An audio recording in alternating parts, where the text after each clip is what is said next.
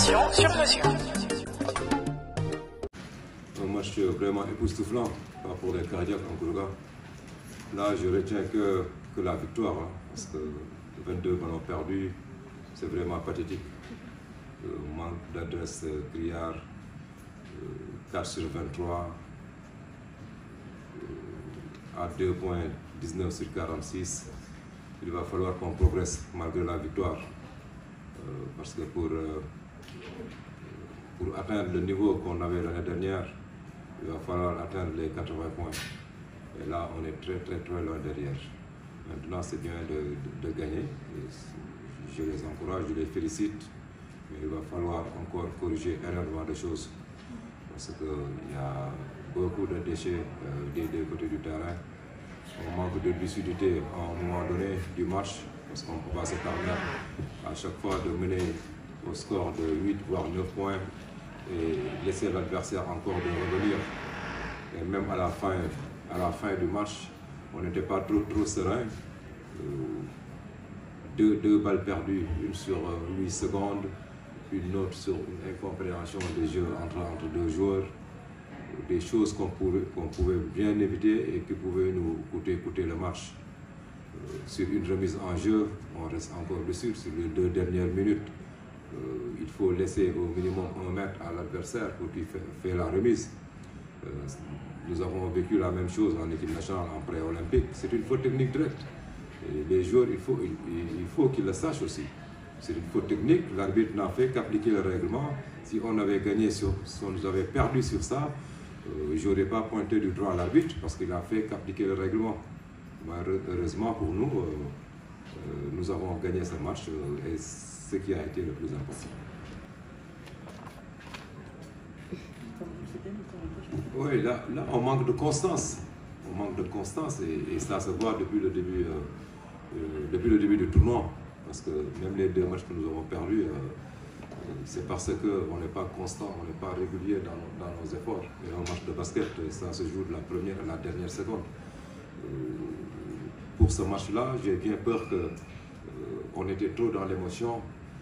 Après avoir mené de 8 voire 9 points, on était un peu dans la défensive, dans la conservation. Et quand il reste 20 minutes, vous ne pouvez pas être dans la conservation. Avec les 3 fautes aussi de Arona qui nous a vraiment plombé à un moment donné, parce qu'on ne s'attendait vraiment pas à ce qu'il sorte à ce moment donné du match. Qui a complètement faussé aussi notre plan.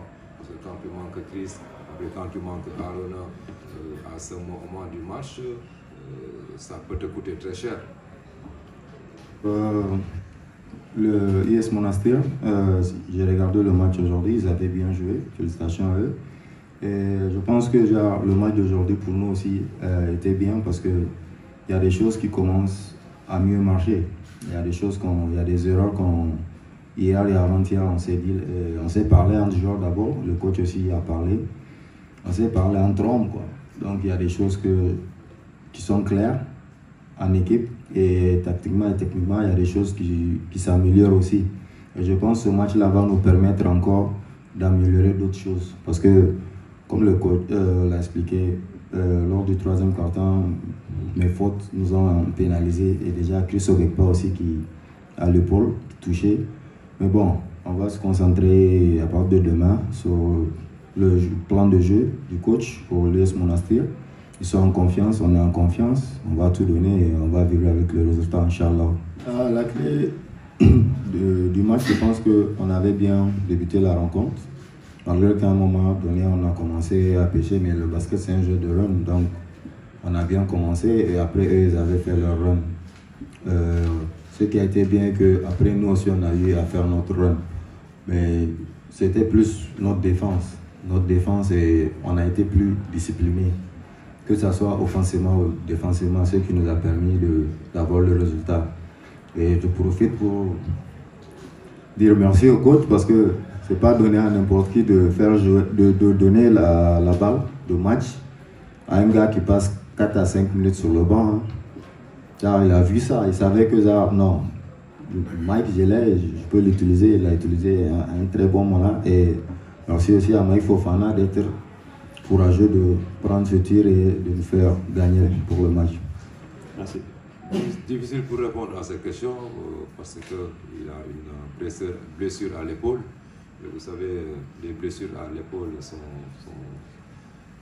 c'est très difficile à soigner en un laps de temps. Il est en train de prendre ses médicaments, prendre certaines injections pour éliminer la douleur.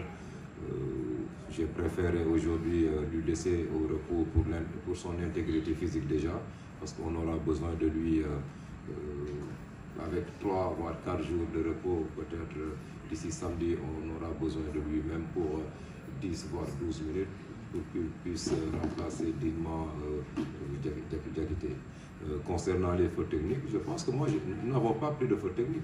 Le Bama, certes, a pris une faute technique, mais ce n'est pas le coach. On le donne certainement au coach. Parce que quand un joueur sur le banc agit de la sorte, la faute technique est directement donnée au coach. Mais ce n'est pas parce que nous, sur le banc, le staff, on n'était pas cela. C'est moi-même qui venais vers les joueurs pour leur demander un peu de se calmer, parce que ça, c'est ma nature. La sérénité, c'est ma nature. Je suis quelqu'un de très serein, de très calme.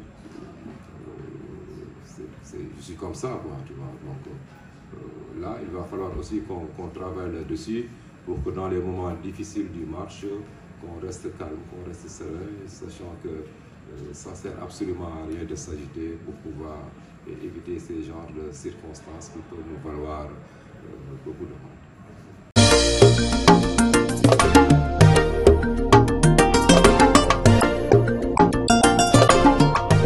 Dakar 24 Info, l'information sur mesure.